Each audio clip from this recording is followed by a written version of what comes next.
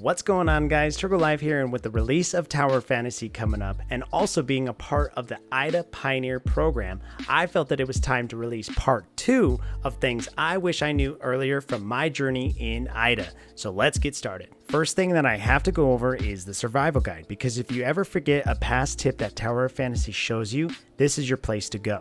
You can go in there and see controls, plans, bosses, etc. that you encounter throughout the game, such as striking dandelions for black nucleus as one example. Early on, it teaches you how to freely move your mouse, but for PC players, you need to press Alt on your keyboard. You are then able to show your mouse, and then you can click on whatever you want around your HUD. Each SSR comes with a Form 2 version of itself, enabling a new cosmetic look for the Simulacra.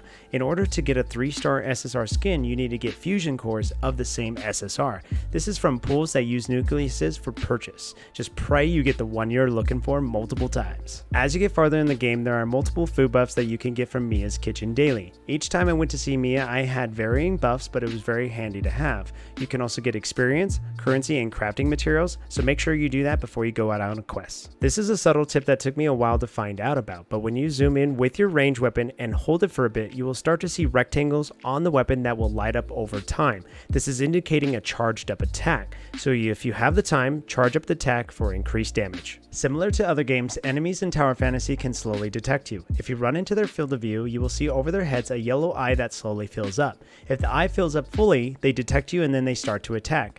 Granted, of course, if you attack them, combat starts. If you are trying not to get detected, however, make sure that the eye does not fill up completely. Press Alt on your keyboard and then go click on the camera in the upper left portion of your HUD. When you click on it, it will open a free range camera that lets you take a screenshot of your character. You can also change the angle of the camera and the zoom, but also if you click on the settings gear, you can also change the display names and show them or not, and also fade out the background. The settings next to it, you can also change the time of the day, the weather, filters, and any emotes that you want to display. This next tip is really for lore and exploration, but throughout Aida and beyond are travel log viewpoints that you can find. If you find one, investigate it. It will then zoom the camera out and take a recording, and it will show up in the travel log later. There are multiple to be found, so see if you can find them all. Right beside your level to the left, you will see a small green dot. Press Alt on your keyboard and go down and click on it. It will bring up your food bar. This will show you what food that you're able to use to help you restore your satiety, like I mentioned in my previous video, but you can manually use the specific one that you want to use for the bar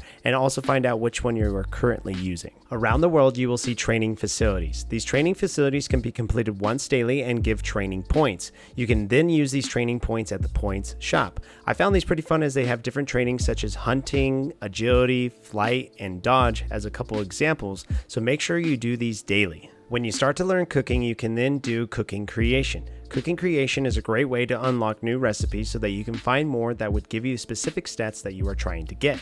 You honestly get enough materials in the world as you're exploring, so you should try to find as many as possible. You are limited to 15 food placements, and there is a success rate that fills up as you add food, so make sure to work on getting that percent up as well. As you go through the world, you will get different chips of varying level that are used to open up pyramid-looking caches. They have varying colors, and that is where the different levels of chips comes in.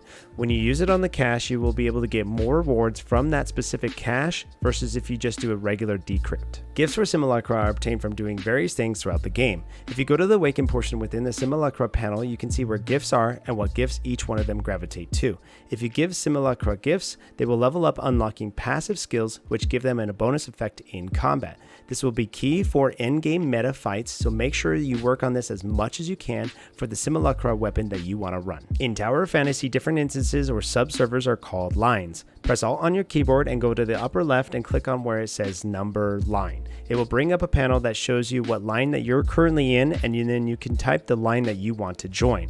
This is needed if your friend logs in and the game puts them in a different line within that regional server. Guys, thank you so much for watching part 2 of things I wish I knew earlier in Tower of Fantasy. I'm also very happy to be a part of the Aida Pioneers program, and this game is going to be way too much fun. I simply honestly can't wait.